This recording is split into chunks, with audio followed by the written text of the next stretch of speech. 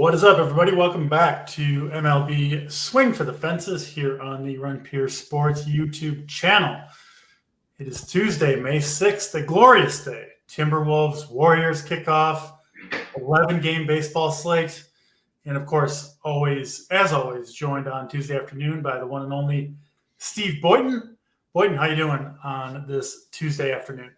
Good. I've been enjoying the NBA playoffs. Was actually watching them all weekend. Went up to the DraftKings Sportsbook to watch the Game 7 on Saturday. That was kind of a snoozer, but always fun. And huge slate tonight. One of the biggest decisions points has already been made for us with the Coors game getting banged already. But there's plenty of other spots that we both like on the slate. I know that we were chatting a bit beforehand, and a lot of different ways to go, especially with bats. So. Should be fun. Yeah, get that Coors game out of here. Miserable day here in Denver. In terms of the weather outside, been raining all day. I actually think there's a chance they won't be able to play tomorrow either. It doesn't rain here very often, but no Coors Field, no Rockies game today, but 11 other games to choose from. So a plenty big slate, and we got an hour to talk about it. So let's get right into it. We start off in New York. I don't think there'll ultimately be weather issues here, but it is the Padres and the Yankees. Clark Schmidt going for the Yankees here. His second start, I believe. Or no, he's made a couple now. Fourth start for Clark Schmidt. Did get through 5 innings last time out. Control's been a little bit off for him. A decent overall arm, but really no interest in Schmidt here for me. Not crazy about the Padres either, but they did get Jackson Merrill back. They got Luis Arias missed some time. He's in there.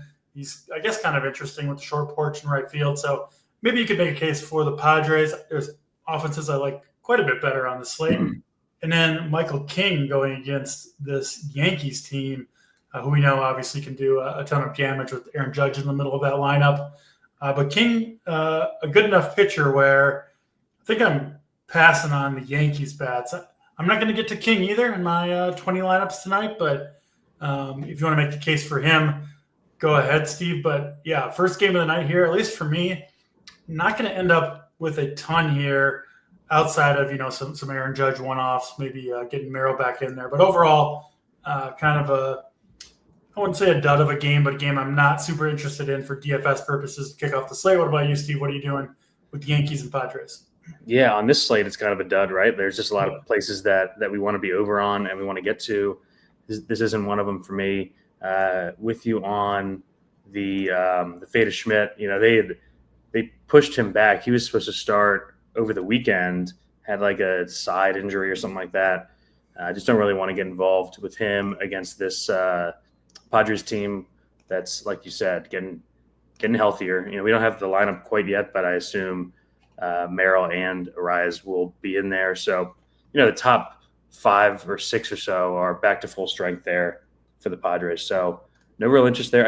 I will have some King in 20. Just he projects pretty low owned as he probably should in this spot at Yankee Stadium. Definitely tough on paper matchup, against his former team, obviously in New York. Yankees lineups deep and dangerous.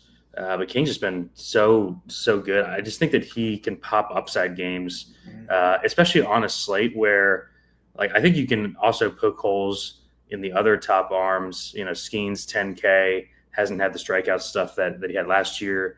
Zach Wheeler, obviously an awesome play. We both love him, but he's pitching in Tampa in that park. Pablo Lopez, obviously an up and down arm. So I think he's at least a reasonable play. Probably have some of him in 20. Just a really strong overall pitching slate up top. I'd be interested to see if you like any guys under 8K. I don't really have much interest in anyone under 8K here. So a strong pitching slate up top. We'll be looking for cheaper bats. It just won't be from this game specifically. Yeah, I kind of started off with a pretty big pool of pitching, and then the further I dug into it, the more I narrowed it down, and I ended up just using 3 pitchers in my 20 team pool tonight. So 3 guys that I feel really good about. Good enough where I was just kind of went in a different direction than a guy like Michael King. But yeah, a totally fine play. Going to be between 10 and 15% owned. Been awesome for a couple of years now. Back in Yankee Stadium, I'm sure he's motivated to pitch well. So no problem with King. Just some guys that I like better. So yeah, didn't end up there, but totally get it. And then I think the Padres side of the game would be the one that I'd be more likely to play. A little weird we haven't gotten the lineup yet from them, but I assume it's because of making sure Merrill's good to go coming off a lengthy IL stint. I assume is the reason why no Padres lineup yet. I do think Merrill is a fun play, and then Arise is the other guy I like, just because he seems like the type of player who would like adapt, right, and know that there's a short porch in right field, and maybe even Arise. He doesn't have a ton of power, could get one out there. So that would be my approach. As far as he can hit it anyways. So exactly, that's what I'm saying. The short porch does him a lot of good because there's every home run he hits is a wall scraper. So some players benefit more from a park like Yankee Stadium than others, and Arise certainly seems like one who could. Let's move it to a more interesting game, I think. Philadelphia and Tampa Bay. This one in Tampa. I've talked a lot about the wind direction in this stadium. I think it's going to have an outsized effect, even when it's, it doesn't need to be a strong wind because it's a minor league stadium. So you do get some winds blowing out to either center field, right center field in this one. Also going to be, I believe, the warmest game that they've played there so far, close to it anyway. Mid-80s and humidity in the 50, 60, 70 degree range. Ball should be flying in Tampa. Two good pitchers here going. Zach Wheeler, a bona fide ace, top 5 arm, I think, in MLB. And then Drew Rasmussen, who's a good pitcher too. I don't think close to Wheeler's level, but a good pitcher. Guy who can give you some decent innings, decent strikeout stuff. Couple rough outings for Rasmussen in a row, and I do wonder, just given his arsenal, if teams are going to adjust a little bit to him. He really doesn't throw anything that really moves right to left too much. So I could see left-handed bats doing well against Rasmussen going forward. So I mentioned the 3 pitchers that I ended up on. Wheeler was one of them. Just so consistent, big strikeout upside. Always going to give you, at least 90 pitches, oftentimes 95, 100 plus if things are going well. He is expensive. And like I said, there are some dangerous bats in this Rays lineup, but also a lot of strikeouts to be had. And just, as long as he can navigate some of this lefty power, I could see Wheeler really getting the job done. So love Zach Wheeler tonight, 9,700 on DraftKings. I think he's an awesome play. And then the Phillies lefties, I think, are interesting. I think they're going to go a little bit overlooked. But Rasmussen allowing a lot of pulled, batted balls against lefties in particular. And the Phillies got some power. Harper and Schwarber, obviously, in the middle. Could throw Stott, Kepler, even Brandon Marsh, super cheap in the 9-hole, I think is a little bit interesting against Rasmussen, who I do think is going to give up. I know he hasn't yet, but I do think he's going to give up his fair share of home runs, especially to left-handed bats, and especially in this park when it's playing like it should tonight. So I like the Phillies here. I do think, Steve, those guys that I mentioned, those Phillies guys, Harper and Schwarber, are really good one-off plays, right? You're really just hunting the home run with those guys. I don't think Rasmussen is necessarily going to get blown up. So I'm not sure I want to go with the full Phillies stack, but, individually, those Phillies lefties look really good to me. Obviously, you could stack them up if you want to. Not going to play many Rays outside of, I do think Jonathan Aranda is a pretty interesting play. Just been absolutely crushing the ball. He's 4,200. Nobody will have him. Gets the benefit of the short right field fence and the weather and leverage against Wheeler if you're not on him. So I do think he makes some sense on non-Wheeler teams. But over to you, Steve. What are you doing with Rays and Phillies here? Yeah, pretty much in lockstep with you. I'm going to keep the Phillies guys in as one-offs, the lefties. I've got Harper, Schwarber, and Marsh in there basically for the same reasons you do. Rasmussen pretty hard to hit, but if it is, it's going to be left-handed power. And in this park, I think you can take shots on it. I'm not going to full stack against him. He just doesn't give up enough base runners overall. Doesn't walk anyone. So just the Phillies lefties as one-offs for me. And then, I think Wheeler, the SP1 on the slate, his ownership has been ticking down all day too, which I like to see. I think on this slate he should be projected to be more owned than he is, given that I think other guys who are up top are in pretty tough spots too. So, I mean, he's arguably the most consistent arm in all of baseball. He's got the best duration in any pitcher in baseball. Huge 33% strikeout rate so far this year. His ERA is 3.48, but xFIP of 2.64 and expected ERA of 2.48. So nearly a run below his actual ERA. And yeah, I mean, the Rays have struggled of late against right-handed pitching pretty much ever since Mangum went on the IL. 19th in weighted runs created plus, 26 in ISO in the split. But most importantly, second highest strikeout rate versus righties over the last couple weeks. So I think this is, obviously a dangerous park, but a good strikeout upside spot for Zach Wheeler against this lineup. He's a guy that, if things are going well, which, if you're paying $10K for and things aren't going well, then you're probably not winning anyways. But if things are going well, he's given you 100, 108 pitches, 7+ innings here. So really like Wheeler. I'm definitely going to be over the field on him. There's 3 Philly lefties in my pool tonight.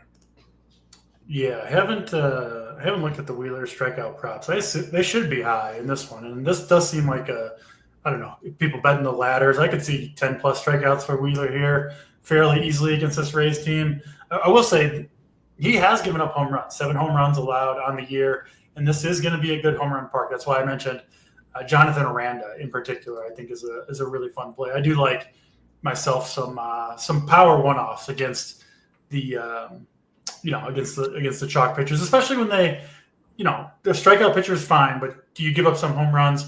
For Wheeler, that answer is yes. And Aranda, decent play. Brandon Lowe and Cameron Meisner, I think, would be the other 2 you could consider if you're going in that direction. Yeah, Jake here watching. What up, Jake? Appreciate you watching all the shows. Fully, what is it? Full team me? Full time. MLB Streets. Yeah, full time. And we got everybody watching. Beanair, of course, complaining about soccer bad beats, which we don't give a shit being there, but we'll. Who gives a fuck being there? Wheeler's K prop on DK over 7.5 is plus 115, so they expect a deep, good outing from him. Yeah, love Wheeler tonight. Will be a staple of my lineups for sure. As will be the pitcher in the next game we're going to talk about, Cincinnati and the Atlanta Braves. Chris Sale throwing from the left side against this Cincinnati squad, and Andrew Abbott, fellow lefty, going up against the Braves. The Reds coming off another shutout. I think they've been shut out I don't know how many times it is, 4, 5, 6 times this year already. I talked at length on the show yesterday, only to be mocked by Big T and JT about AJ Smith-Shawver, who they both wanted to, for some reason, play a more expensive Brady Singer instead of Smith-Shawver. I didn't get it yesterday. Especially didn't get it once this game got going. And Smith-Shawver 8 shutout innings. Big T plays his shooty Reds every day, though. The thing about the Reds, I talked about it yesterday, so I don't want to repeat all the same stuff. They do have decent overall offensive numbers on the year, but it's all against shit. All come in 2 games. In Great American and in Coors Field. And, you take him out of there and you put him against Chris Sale, who I know his results have not been fantastic to start the year. I looked into him because he's on my short list today. I think he's more or less the same dude he was last year when he won the Cy Young Award, right? But we get a discount on him at 8,800. Big strikeout matchup here for Sale, and I know he struck out 10 Rockies last game, but I think he is in for a big day here against this Reds team, who again, you get him out of a ideal spot, it's just not great. And especially you put him in a toughest spot as they'll have to face here against Sale. So I love Sale. He's, him and Wheeler just really, really like the matchup for these guys. One of the reasons why I kind of cut some of these guys out. A guy like Michael King, I just couldn't play him over Wheeler or Sale in 20 lineups. So I cut him out. So tons of Sale for me. expecting him to rack up strikeouts against this team all game long. Again, maybe get a Wheeler Sale double-digit strikeout parlay could work out. So in on Sale, Braves bats. I don't think I'm going to end up on a ton here, but I mean, maybe that's a mistake because Abbott I don't think is super great. Yeah, Albies, Ozuna, Riley, Murphy, these dudes all look good to me. So might need to amend that a little bit and get on some of these Braves bets. I'll let you talk about them. Over to you, Steve, for Braves and Reds here. Yeah, our guy Uncle T saying Sales should be 9,800. Just be patient. He'll get there soon after he has a couple dominant starts. I mean, what was he last year? You get up to 11K? I mean, 11, whatever he was last year is what he should be priced at this year, I think. Yeah. I mean, you said that everything looks good. All the stuff under the hood looks good. He's been really unlucky, 4.84 ERA, because he has nearly a 400 batting average on balls in play so far. That's just not, going to sustain itself. He looks the same nasty Sale he's always been. I'm really not concerned about him at all. Yep. He's pushing a 30% strikeout rate. I expect that to be over 30% by the end of the season. I think you could honestly entertain locking Chris Sale in 20. I am entertaining it. I see 35% ownership. We've had much worse pitchers in worse spots be way more owned on slates this year than 35% Chris Sale. I love him. I think he dominates here for all the same reasons that you said about Cincy. Their lineup outside of that park has just been horrendous. We saw it last night. I expect his ownership to kind of climb up as we go towards lock, but I'm not really that concerned. 8,800 Chris Sale. I think I put him in my core at like 10 a.m. this morning. Mm-hmm. That's not going to change. And then the Braves bats, right? I've been stacking against Andrew Abbott every single start. He's a guy who does miss bats, but extremely high walk rate, highest on the slate, 15.2% walk rate so far this year. And he has the lowest ground ball rate of any starter in baseball, 22% ground ball rate. So you have an extreme fly ball pitcher in Atlanta, warm weather, wind slightly blowing out. And someone in the chat here, like the Braves just haven't faced that many lefty starters this year. They profile way, way better against than righties. You turn around Albies, you've got Murphy, Big Beater, all those guys. And the prices have come down, at least on Ozuna here. So I really like the Braves. What's been key to them hitting lately is their cheap shitters have been hitting. Eli White has been hitting. Nick Allen, in the full stacks, if you need to, you can include those guys. Verdugo actually has not been bad leading off. So I'm in on the Braves. I think they're going way under owned here. They're one of my favorite stacks on the entire slate. Shitty bullpen behind Abbott as well. Yeah. And they're a little bit worn out. Not that there's really any arms that you need to fear too much, but I think that makes a lot of sense with the Braves. And Terry, I don't hate Abbott. I'm just reading you his statistics and why I'm playing against him. The guy has a 60% fly ball rate. And boy, you did just say you stack against him every time he pitches. So it does seem like you do indeed hate Andrew Abbott. I got to side with Uncle. I hate him as a person too. Looks like an asshole out there. Yeah. I think it was P. Lally mentioned. The Braves, I don't have the numbers in front of me. I don't think they faced many lefties because I've been playing Ozzy Albies against every lefty on earth for like 10 years, seems like.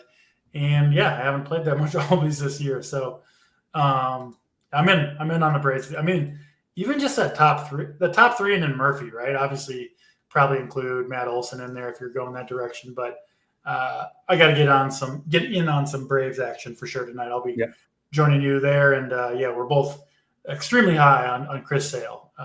Feeling good about Mr. Sale tonight for sure against this Red squad. Next up, it's the battle of the show, battle of swing for the fences battle. Your Orioles against my Twins. Man, your Orioles. I regret buying that hat, Steve. I can't wear it anymore. The Orioles, so bad. They've been awful. They get Pablo Lopez tonight, who's been a little bit underwhelming as a starter this year. Better than I thought. The results have been pretty good. Maybe the strikeouts haven't quite been there. Yeah, kind of six strikeouts in most games. So maybe the fantasy results haven't been fantastic.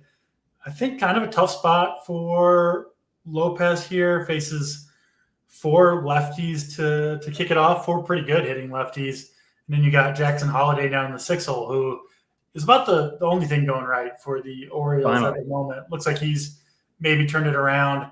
I don't think I'm getting to the Orioles here, but I do think they are okay for a contrarian stack.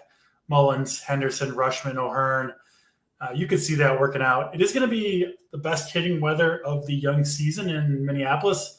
80 degrees, going to feel like summer there. I'm sure the Twins, who have played most of their games in frigid, Midwest weather, are going to be loving it out there in the heat in Minneapolis. And I do like the Twin stack. Unfortunately, Steve, I do like the Twin stack quite a bit here against Cade Povich, who I just don't see much there for Cade Povich. He doesn't miss bats, getting barreled up by right-handed hitters. I posted his Baseball Savant StatCast page in the Discord. It's all blue, where blue is the low percentile performances and red is high. It's literally just all dark blue for Cade Povich. He doesn't really do anything well. And he has a tough spot here, I think, against a Twins team that gets Royce Lewis back for how long. I don't know, but he does have a history of mashing as soon as he comes off the IL. And 4,600, third base. I think he's an awesome play. But it's not just him, right? I mean, they got Willie Castro back as well. Again, not a great hitter, but he does lengthen this lineup a little bit. And then really this top 5. I mean, Buxton's been crushing it this year. He hammers lefties. Jeffers is a notorious lefty masher. Ty France, I don't know if you've been paying attention to your old friend, Mr. France, but he's been picking it up, hitting some balls hard recently. And even Carlos Correa has looked better and is all the way down at 3,200. So I'm looking at this Twin stack, and I see an appealing matchup. I see good weather. I see low prices. I can't help myself, Steve. I got to lose some money on the Twins tonight. What are you doing, Twins and Orioles? Yeah, we'll start with the bats. I'm tentatively with you on the Twins. We were talking beforehand, trying to dial in my 121 single entry lineup, and somehow some Twins made their way in there at DC. So, we could just be fucked here, but no, Povich just not ready for the major leagues. He has really struggled. Just looks like he's in over his head. He had that one good start in a good matchup a couple of outings ago. That was who was that against? It was either 2 or 3. It was against the Nats. Outside of that outing, he's been terrible. Gives up a ton of power and gets crushed by right-handed bats. So everything that you said, things just line up perfectly for the Twins. The weather's good. Fly ball arm, nearly 2 home runs per 9 so far. Never super comfy stacking Twins, but man, like if you aren't playing Twins on this slate, you're never playing them. Like, they're cheap. This is the healthiest. This is the healthiest they're going to be. It's just a perfect spot for them. And like you said, the price tags are all really playable. Buxton is up there, $5K, but everyone else super cheap. Correa's 3,200 because he's been terrible. I really like Jeffers, covers the catcher spot for under 4K in the stack, in the 2-hole. And then, like you said, getting Castro back, solid hitter. He's hitting 9th, but he's a guy who will probably end up being 4K if he stays healthy, has some speed too. So I actually don't mind the wraparound stack. I like pretty much the entire thing here. We had someone got scratched and they put Larnach in. But yeah, so it's all Hader was in there, but yeah. Hader, yeah. So I'm in on Twins bats. I think their main lineup viable at these price tags on a slate where we want to pay up for pitching. So that's something that I'm dabbling with. And then, Pablo Lopez, the surface results have been good so far. 2.25 ERA, 2.89 expected ERA, 3.16 xFIP. The big thing is he's got a career low walk rate, DC. I'm not sure if that's something that's going to stick with him, but that's, you're a guy who's watched a lot of Pablo Lopez. The walk 3-run bomb has been something that's plagued him. He does. Lopez does get crush sometimes, right? Yeah. Like, Dangerous spot, but the O's have been really feast or famine. Fifth highest strikeout rate in the split against righties, third highest last 2 weeks, but obvious power throughout the lineup here. So I think it's a boom bust spot for Pablo Lopez. The strikeout prop is good, which is what keeps him in the pool here. But yeah, dangerous spot against a Baltimore team that, like we've seen, can get shut out or score a dozen runs on you in a hurry. So it's not super comfy for me at 9K with Chris Sale right there. More of like an MME type of play, I think Pablo Lopez is here. Yeah, because of Sale and Wheeler to some extent, I don't have enough lineups to play Pablo Lopez. I mean, I just swap Chris Sale in wherever Lopez is in and feel better about my lineup. So, yeah, I think I would rather stack the Orioles and play Lopez. Problem is, Twins arguably the best bullpen in baseball, so it is kind of tough to stack up against them. If it's a close game, not going to be any great matchups for the Orioles all game long. But we're both in on the Twins. It won't work, so just be aware of that if you're considering with the Twin stacks. It never does, but if you want to lose money with me and Steve, get in on some of these Twins bats tonight. Yes. Let's keep it moving to Wrigley Field. Go to your neck of the woods next. Going to be fairly warm. Nice night in Wrigley. 65 degrees roughly. Some winds blowing in again, but once again, Steve, it did not stop the Cubs from mashing, from hitting a couple home runs. They were the king of the diamond winners last night. I know there's some guys in our Discord that got the job done with, Carson Kelly and Ian Happ. I think both hit home runs. They scored 9 runs. So congrats to anybody watching who also got that score. I think it was like 1,400, 1,500, something like that. But yeah, this should play like a pitcher's park tonight. It might not matter again for the Cubs. I mean, they get dusty Justin Verlander here, who, we both played him against Colorado on that slate where you really didn't have any choice in his last start out. He was fine. 4Ks. He only did because of that, because it was a slate where there weren't other options. They're it was I think the ugliest one of the ugliest pitching slates that we've had all year. Short slate too. Anyway, I mean, this could go south for Verlander, I think, against this Cubs team. Yeah. It's just a tough spot for left-handed power, at least by the numbers. So it's hard for me to get there with these prices. I wasn't on it yesterday either. But I mean, yeah, Tucker, Happ, Suzuki, Bush, and of course, man, Pete Crow Armstrong. This dude is incredible. I think the tool he was missing was the contact tool, and he found that, and that's just unlocked everything. I mean, he seems like a legitimate MVP candidate, playing spectacular defense in center field and doing it all with the bat as well. Runs, obviously, on the bases. So he's been one of the most fun players to watch here on the young season. I would include him if you are going to the Cubs. And then going to be Colin Rea going for the Cubs here. He's been okay. We kind of know what he is at this point. I don't have interest in either of these pitchers, but I'm shying away a little bit from the bats just due to, I guess, the weather conditions. I mean, the winds don't seem that strong, but they just, I trust Ballpark Pal, and they think it's going to be another tough night for home runs here. So I'm probably going elsewhere on a monster slate. But, if you want to stack the Cubs, I wouldn't really want to talk anyone off of doing that. Seems foolish given the performances that they've put up seemingly night after night. But I'll throw it over to you, Steve, for Cubs and Giants here. Yeah, just pulled it up. FanGraphs has got PCA the second best defender in baseball right now behind Patrick Bailey, who we know is not in there for his bat. He's just been awesome.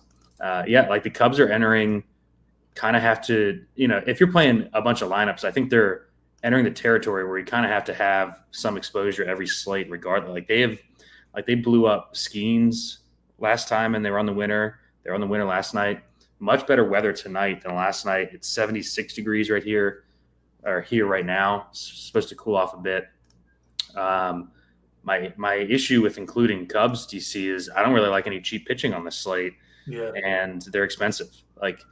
kind of a context of the slate play, right? Like if we had cheap arms that we liked, I think I would be more into Cubs here. Yeah, They're just it's not a spot where you can like play the cheap guys because it's not that great of a hitting conditions, right? The reason we're playing the Cubs is because their good guys have been so awesome. So it doesn't make sense to go to the cheap Cubs. Yeah. So I think they're kind of tough to get to here. I think ownership will reflect that. You could power hunt with some one-offs. I just don't see DC with the arms that we want to play reasonably being able to get to a full stack that you would want to play for the Cubs here. So that's kind of where I'm at. Won't have any Giants here. I think Ray is a good enough real life pitcher that he can hold this team down. It's not a great total. So for me, it's Cubs bats only here against Verlander, who I think we're gonna, as the season goes along, if he can stay healthy, there are going to be plenty of spots to stack against Verlander in good spots. So if you like the cheap pitching, I think the Cubs are in play. I don't like the cheap pitching, so it's tough to get to here. Yeah, Jacob Stubbs wondering about the Twins pinch hit risk. A fair question. They haven't been able to do it quite as much this year just due to the personnel. And I think most of these guys are pretty safe. So Jonah Bride in the 7-hole, I mean, he'd be the last guy I would play in that lineup anyway. I think he's the biggest pinch hit risk. But they already scratched Bader. I would assume he's probably unavailable. So that's one bench bat already gone. So I'm personally not really worried about the pinch hit risk for these Twins bats. I like. Sounds like you're the same way. Yeah, it would be Bride. He's in there to face the lefty. He had some power with Miami last year against lefties, but everyone else looks pretty good to me here. Kind of why I like him so much. Like 9, 1, 2, 3, 4, 5, 6. I think are pretty locked in to play the whole game. Yeah, I agree with you. That is San Francisco and the Cubs. Let's get to the second half of this slate. We've got the White Sox and the Royals here. Sean Burke going for the White Sox. Actually coming off a really good start against Milwaukee. I think I stacked Milwaukee against him. That start did not work out against Mr. Burke. But overall, the numbers look pretty rough with Sean Burke. Got to mention as well, one of the worst bullpens in baseball behind Burke, if not the worst. So, yeah, for the 30th consecutive slate, Steve, we've got Royals chalk. It's like literally. Have they played a good team all season? I don't know. It's not like how many times have they played the White Sox this year? 20 already, it seems like. It does seem like a lot. And it's not like these guys have really done anything. I mean, Witt's been good, but everyone else in the lineup, no one else has done shit. Yeah. Has mostly been a disappointment. I know they had the big game, I think, on Sunday. But this is one spot where maybe I can buy into a little Royals chalk here against Sean Burke, who has been pretty severely reverse splits. He's been getting hit hard by right-handed bats. That's part of the problem with the Royals too, right? Is like you don't love the righties necessarily right on right, but in this situation, I kind of do. So I'm still not, they're still not my very favorite, but the Royals, at least today, we've had shows. I think last week or 2 weeks ago, we were literally laughing at the Royals chalk. I'm not laughing at the Royals chalk today. It makes some sense to me. I do think they're a viable play. Again, not my very favorite, but in play for sure. White Sox, not so much. They're almost never in play. I think that's true again tonight. The discussion is with Seth Lugo, who has been really good this year. He does check in at a pretty high price point of $8,700, which is his highest price point of the year so far. It's probably about as high as you're going to see Seth Lugo go, although if he dominates this White Sox lineup, maybe we get one more time where he gets even more expensive. And he was in my initial pool of pitchers, Steve, but kind of like Lopez and Michael King, well, once I started digging more into Sale and Wheeler, and then one more pitcher we'll talk about, just couldn't pull the trigger on Seth Lugo over those guys. So I cut him out. I cut Seth Lugo from the pool. I do think he's a pretty good play. I do expect him to pitch well and score, 15-plus fantasy points. To me, though, he just clearly does not have the same level of upside as Sale or Wheeler, and he's kind of priced like he has it. So, again, fine play, people that are on him. I don't think, you need to move off him if you don't want to, or if you've got him paired with Sale or Wheeler. Again, I totally get it. I do think he's going to pitch well, but he's just, to me, not quite an $8,700 pitcher, especially when there's a couple guys who I think are a little too cheap up top in Wheeler and Sale. Curious where you ended up on Lugo, and then talk to us about your favorite team, the Royals chalk. Yeah, I mean, is this the most expensive Lugo's ever been? It might be. There's a decent chance it is. Yeah, I don't. Yeah. But he's at home against the White Sox, which puts him into play despite, strikeout rate under 20%, been pretty lucky this year, elevated walk rate, 220 BABIP.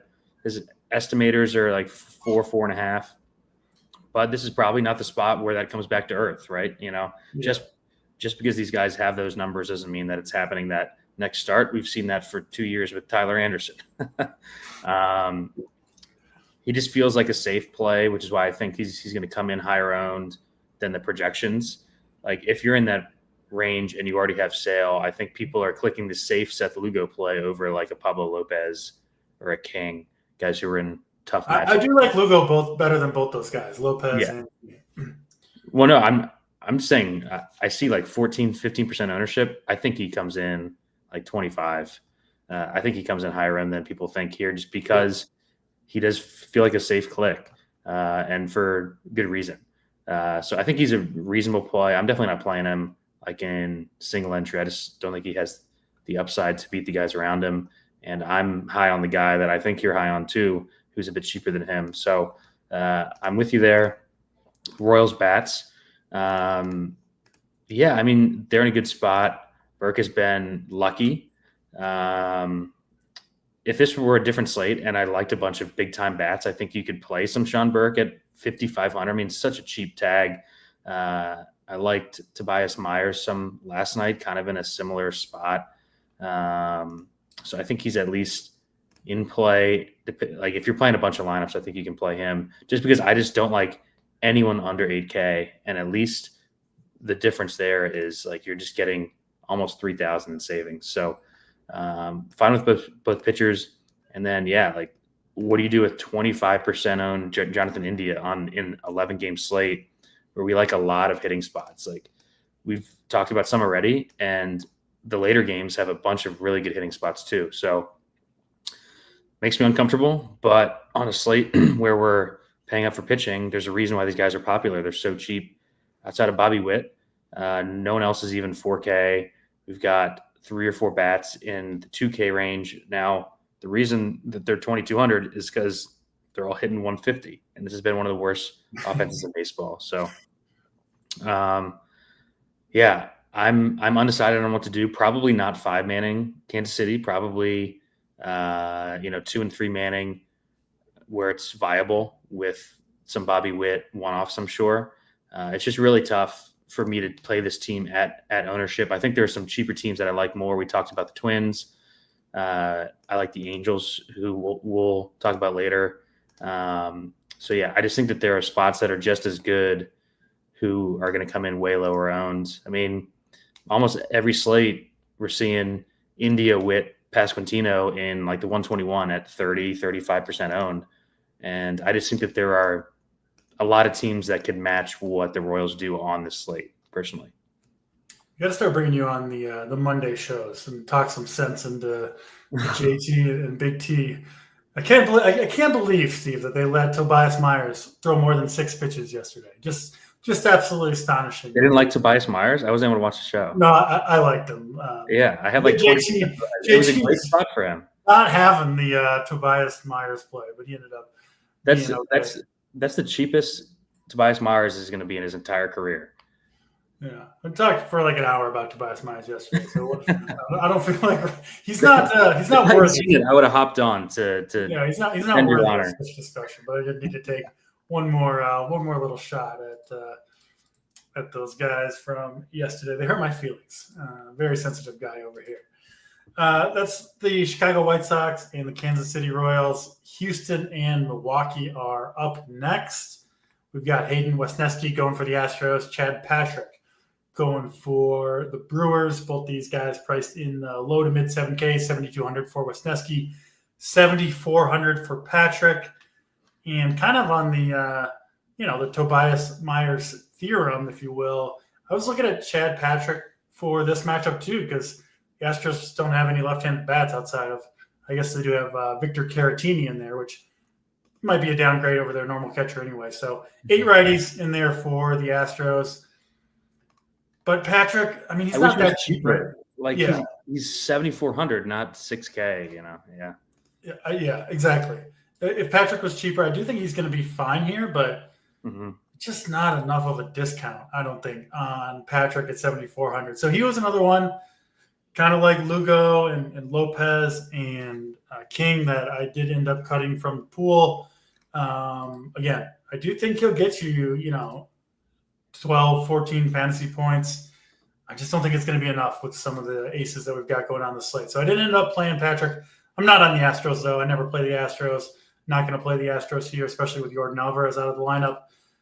The Brewers, I think, are at least – well, they're definitely more interesting to me than the Astros are, but not one of my top 4 or 5 stacks on the slate. But they could certainly get the job done. They've got, power in that lineup, Yelich, Contreras, speed, Churio, obviously.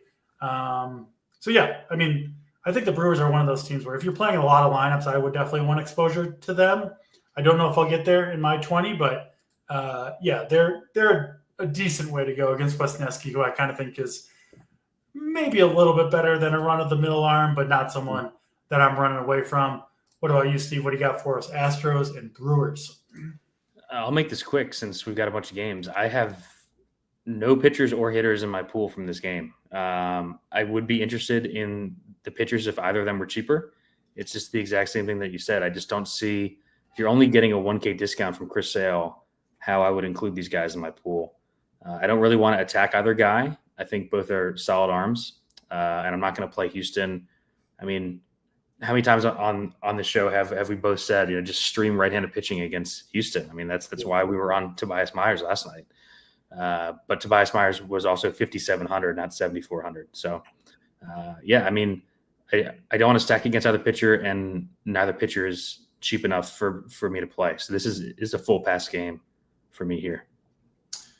Yeah, I'm with you. Let's get to the next game on the slate. This is, I mentioned I kind of pared it down to 3 pitchers today. One of them is here, and it's not Paul Skeens. I like the Cardinals lefty, Matthew Liberatore. I don't even know which one it is.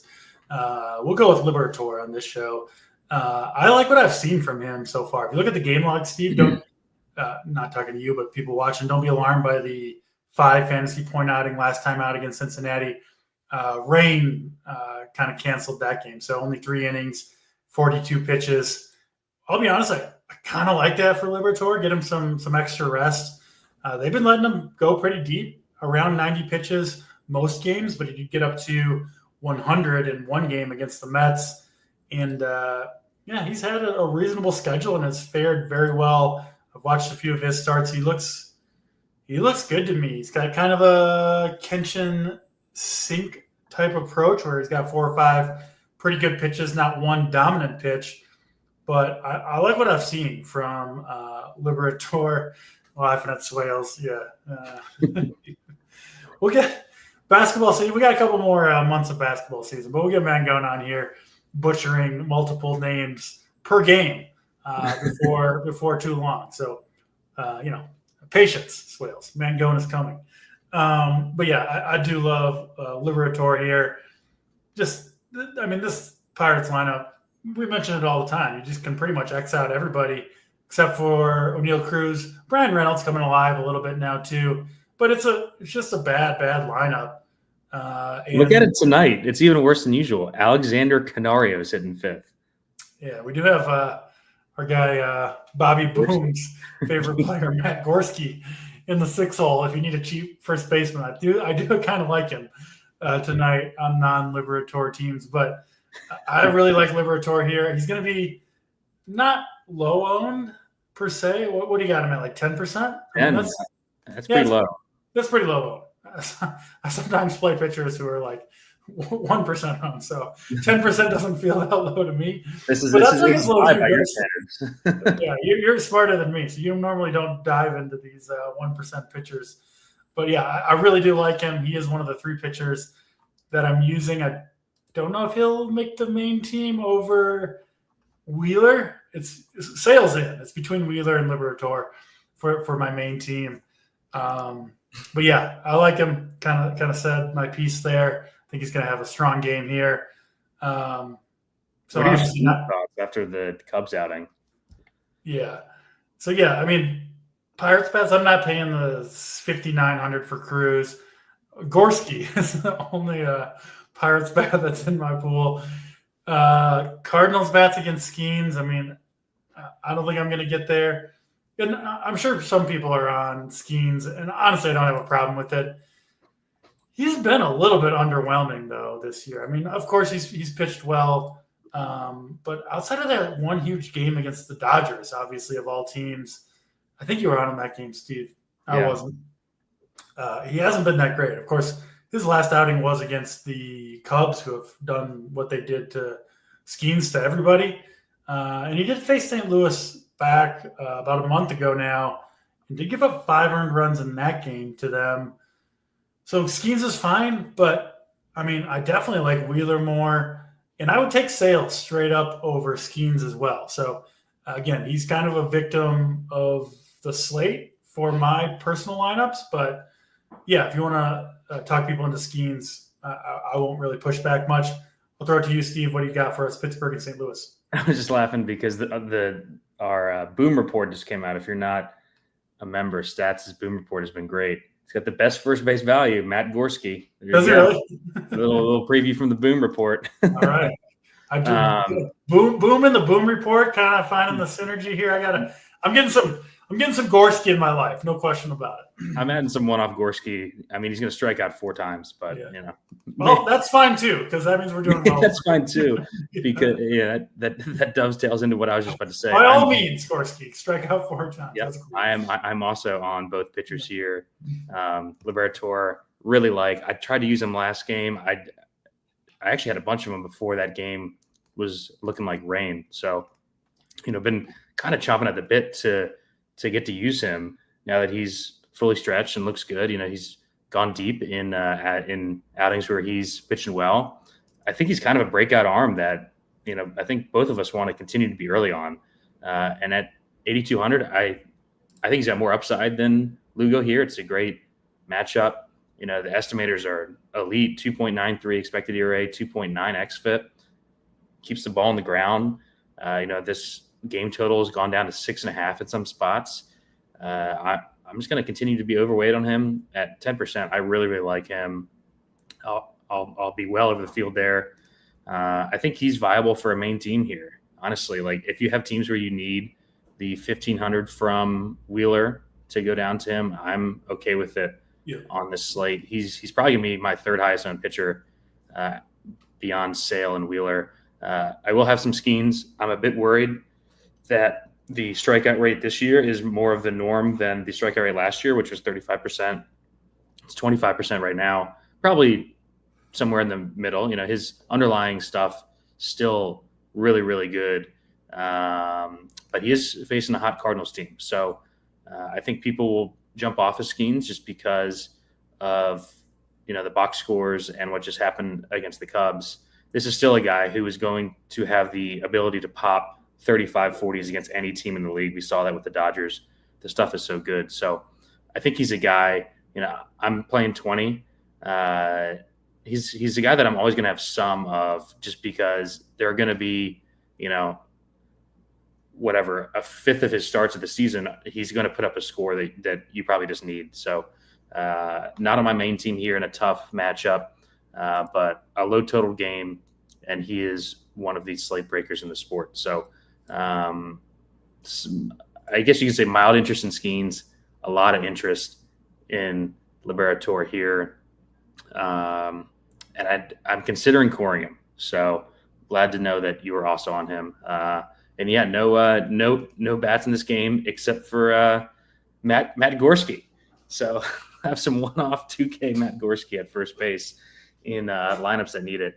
First base isn't super strong tonight, which is why I think the Boom sheet likes him a good bit.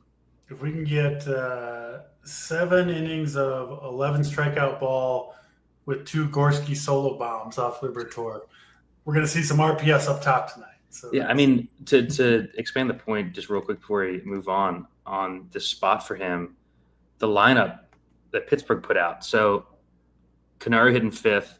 He has like a 400 OPS. Gorski has pop, but he's going to strike out a ton. Jared Triolo is not a major league player. Liover Peguero, they just called up. He's got a 600 OPS in AAA, and Henry Davis has done nothing at the major league level. So, I mean, if you get past the top 2 to 3 in this lineup, it is smooth sailing. Just a team that I think we're going to continue to attack with pitchers, and I think the Pirates are going to continue to get worse offensively as the season goes on. Yeah, we did just get the Padres lineup. Jackson Merrill looks like he's going to be in there. I think it's pretty much as expected otherwise as well. So good to see Jackson Merrill back, who's a really fun player. And honestly, in Yankee Stadium, he's probably a pretty good play. I don't know what his ownership's going to end up being, but might keep Jackson Merrill in the pool. I'm not going to play a ton of Padres, but I do like him quite a bit. Go ahead. Oh, all right. No, I was hearing things. Last 2 games of the slate, we do jump forward 2 hours, so we got kind of a split slate where we got almost all the games starting early, and then 2 hour wait for Toronto and LA, which we will talk about next. Sounds like you are decently high on these Angels bats, which hard to argue against. They are going to go up against looks like Jose Urena. Initially, it looked like Eric Lauer, but they made the switch. Urena not very good, really, at any aspect of starting pitching at the major league level. I think they're going to piggyback them, honestly. A couple innings of each. Yeah, would make sense. And it honestly makes sense to start Urena. Pretty right-handed heavy Angels lineup. Urena much worse against lefties over the course of his career. Angels don't really have many lefties to speak of. Shanuel in the 2-hole probably. Or yeah, he is for sure. I think is a decent play, but I didn't end up on the Angels, so I'll let you make the case for them. Tyler Anderson will pitch for the Angels. Kind of a frustrating guy to stack against. I never really use Tyler Anderson. His underlying metrics are always not good. He outperforms them, like many kind of crafty lefties seem to. In theory, I think a pretty good spot for the Blue Jays here, but I know better, both on the Blue Jays and on stacking against Tyler Anderson. So I'll fall for the Twins. I'm not falling for the Blue Jays tonight, Steve. Over to you for Jays and Angels here. Yeah, this is a game that the total's been going up all day. Saber really likes both teams. The Angels team total has been going up at our friends at Ballpark Pal the entire day. It was like 4.1 this morning. It's 4.93 right now. It's one of my bets of the day is the Angels team total over 4.5 at plus money. I do like that. I mean, you talked about Tyler Anderson just every single year, 2.7 ERA, 5.07 expected ERA, third worst on the slate. But yeah, for me, it's these Angels bats. Trout is not in there, obviously, on the IL. Look at how cheap this lineup is right now for the Angels. I think they're going to be usable in certain spots against literally the worst pitchers on the in the league, and that's what we have with the Blue Jays. Urena, I can't believe that he's making major league starts at this point. The last time he was making consistent starts was in 2023, where he posted a 6.45 ERA, 7.28 FIP, and gave up 2.62 home runs per 9. And like you said, he'll probably be followed by Eric Lauer. Spent the entire season last year in the KBO getting lit up with a 5 ERA. The last time Lauer pitched in the majors was also 2023, and these are stats against right-handed bats, which we've got, 8 tonight for the Angels? 448 WOBA, 684 slugging, 3.72 home runs per 9. And this is not a guy who's going to improve at this point in his career. I think it's a really sneaky, awesome spot for the Angels. They're so cheap. They're going to work with other teams really well. You don't have to 5-man them, but I think they work really well. I don't really have specific, guys in the order. Zach Neto has been the only one hitting. He's been awesome. So, like, if you're five-manning them. Obviously, it starts with him. But, like, guys who have struggled, like Soler and Ward, are 3,300 and 3,500, hitting 3 and 4 against Urania and Eric Lauer at home in good weather, the wind blown out. It's just a perfect spot for them in general against two guys who just should not be in the major leagues. So I'm in on the Angels here. It's not a spot where, like, I'm going to be playing the Angels the next 7 slates. It's just this specific spot I think sets up really, really well for them. And I'm going to buy into it at what looks like super low ownership. And they're a good pivot to the Royals, who are basically for similar reasons, people are all over the Royals at these same price tags. And I don't really understand why they're not on the Angels here. Like, the Angels haven't been hitting any worse than the shitty Royals have. And they have better hitters throughout their order than the Royals do. I think those are fair points. Also, I want to meet the person at DraftKings who decided that Jose Urania was worth a $7,800 price tag.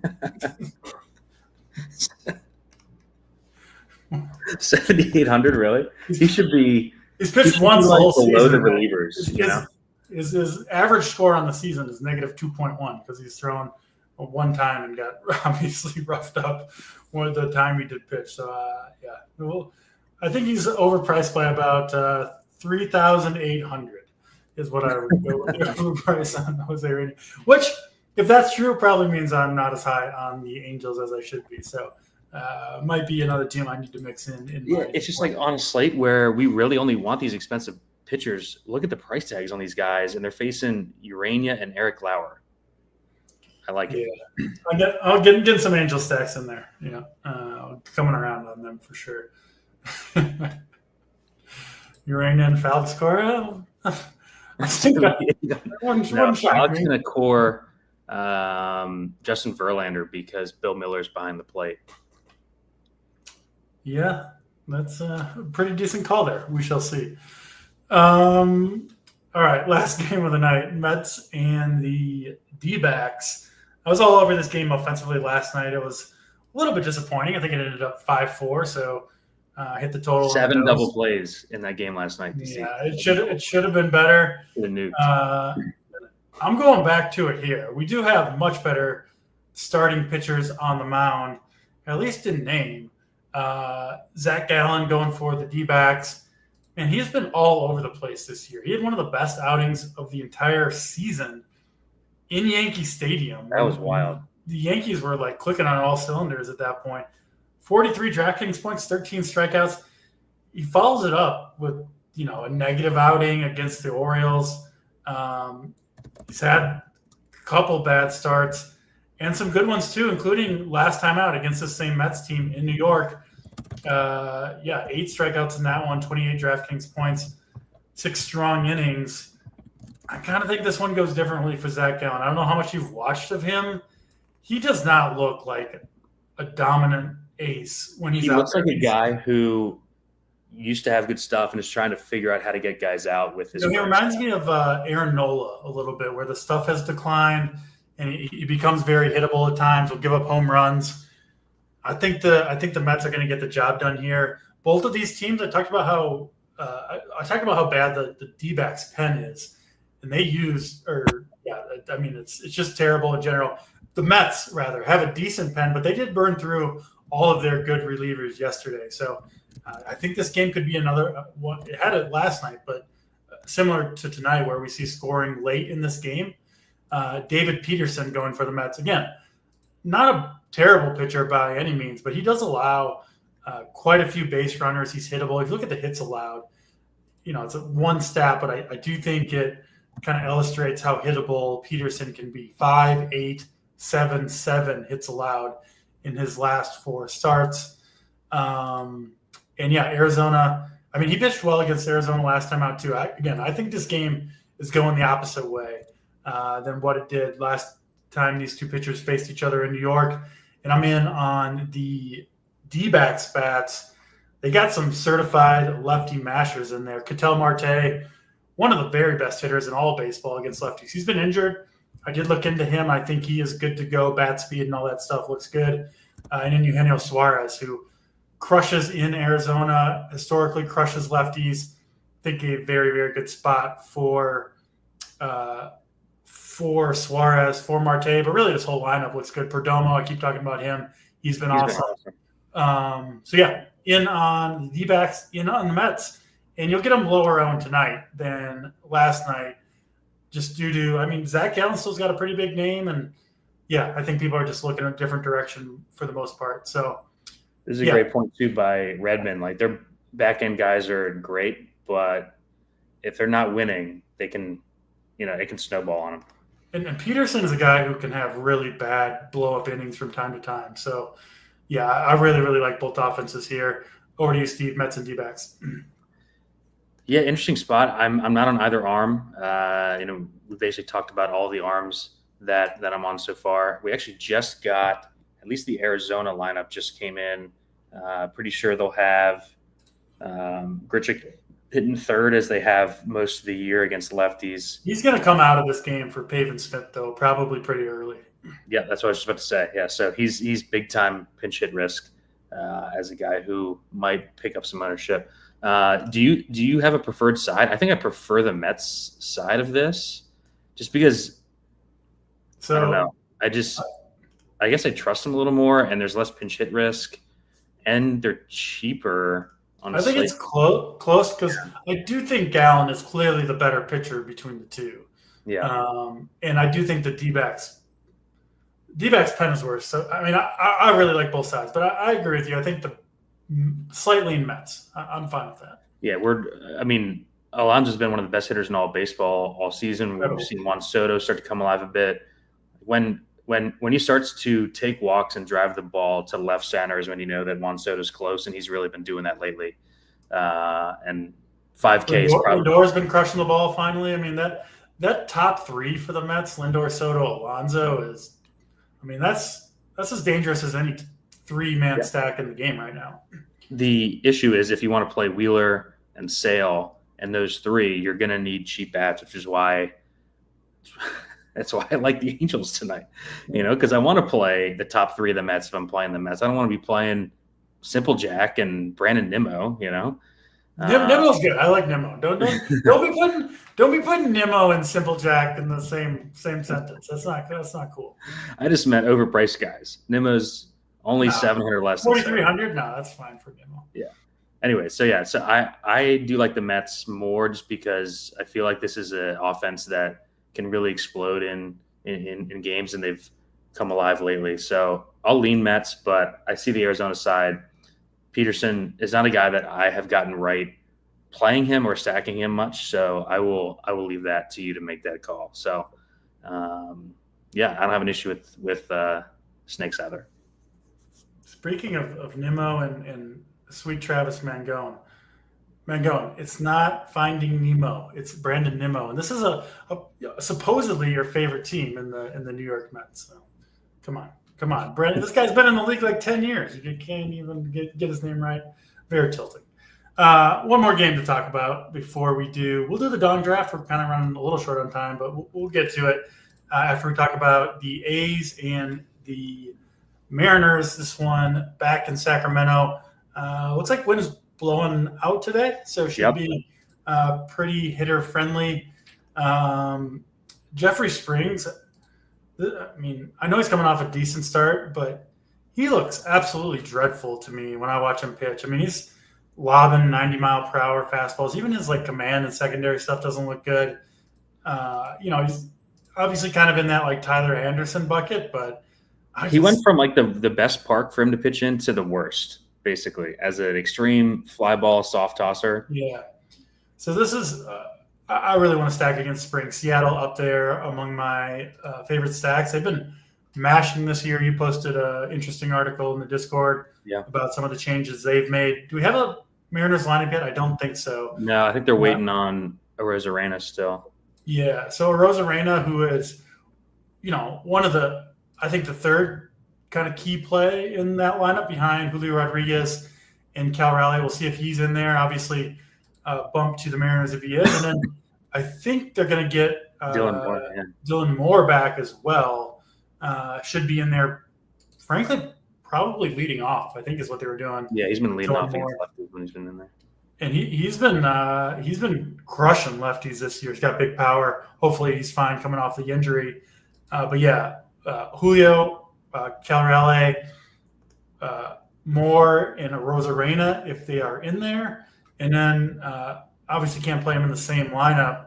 But I do like Mitch Garver as well. I know the surface numbers look bad for Garver, but digging into him a little bit today, I think he's totally fine. I think he's going to mash going forward so long as he can stay healthy. And, you get a really nice discount going from Raleigh to Garver. And I'm curious if you think there's anything to this, Steve, but because you can't play both catchers in the same lineup, I feel like both of them are lower owned than they maybe should be because you almost have to choose and split the ownership. I'm not sure if that logic checks out, but kind of makes sense in my head. Anyway, A's and Mariners, talk to us.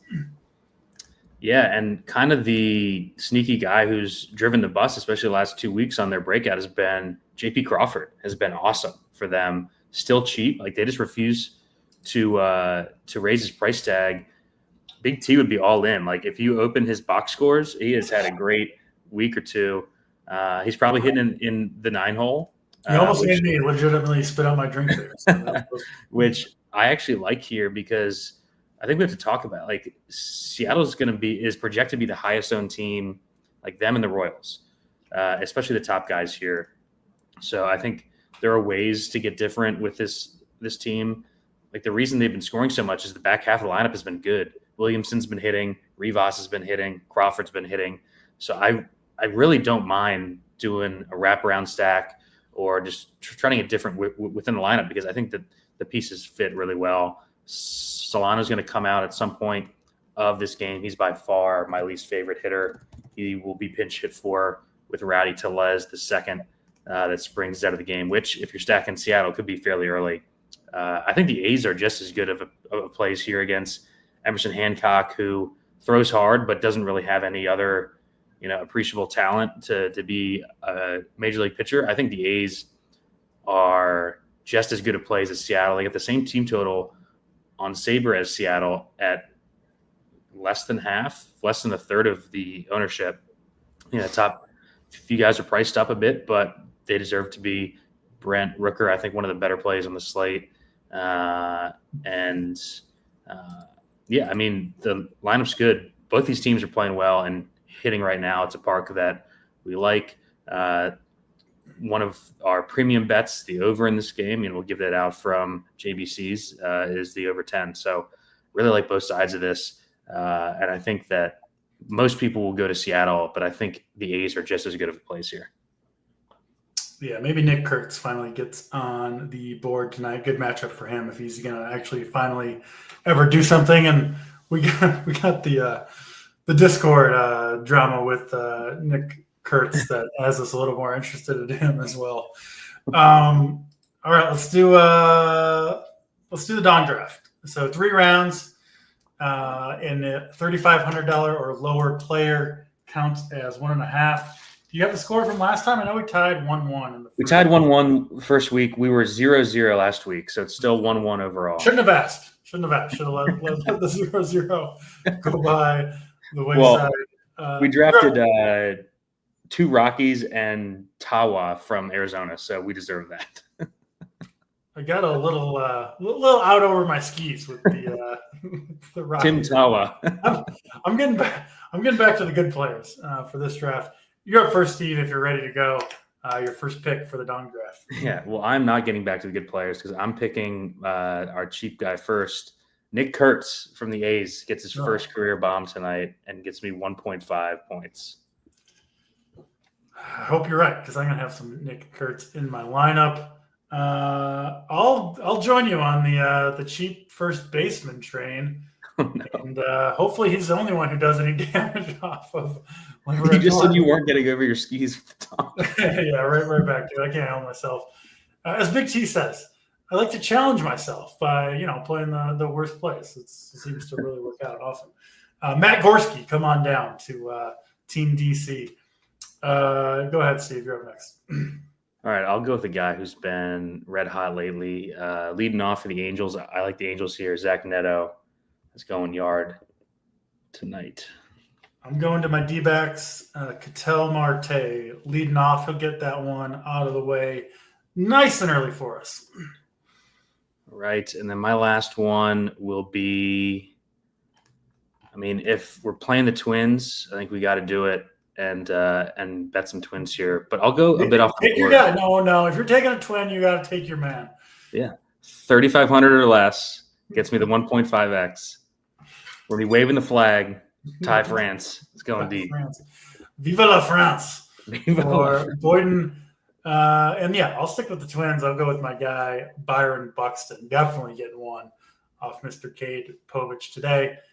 That's a dong draft. Steve, what about pitching? Your preferred, most important pitcher combination today? Yeah, as is usually the case when we're on shows, we're really aligned. I'm going to have a ton of that top three. Sale, Wheeler, and Liberator for me. I'm debating locking Sale here in my 20 lineups. So those will be my top three for sure. I got the exact same three. Sale going to be my highest owned, but not far behind him. The only three pitchers that I'm using, Liberator, Sale, and Zach Wheeler. So hopefully a good night on the mound for those guys. Finally, to stack, Steve, we got a lot of games, so give us your top three stacks on the night.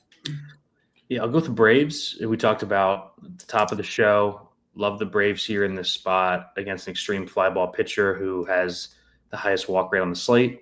I'll go with the A's, who I think are going to be the lower side of that big game at the end of the slate. With the Mariners being chalk, I like the A's just as much. And then the Angels. I think my big stand of this slate is as the cheap stack going Angels over Royals at basically the same price tags. All right. I'm going to the desert once again for my two favorite teams. I'll go Mets 1, D-backs 2, but honestly razor thin between those teams and just kind of, I don't know yet, right? Where I'll end up with more. It just depends on where the builds go. Kind of hard to predict. And then the Mariners, I think they're going to do some work off of Mr. Springs tonight. That'll do it for this show. Appreciate you guys watching as always. Awesome time of year. We got everything you need over at Run Pure Sports. Join us for NBA content, MLB, every other sport under the sun. We got it for you. And Wolves by, I'm saying 25 plus tonight over the Warriors. Oh, the cover. Let's go. I gotta hit that in. A fun night in the sporting world, hopefully, for me, for Boynton, for everybody watching. We appreciate it. Back same time, same place tomorrow with stats. Until then, he's Steve Boynton. I'm DC. We're out of here.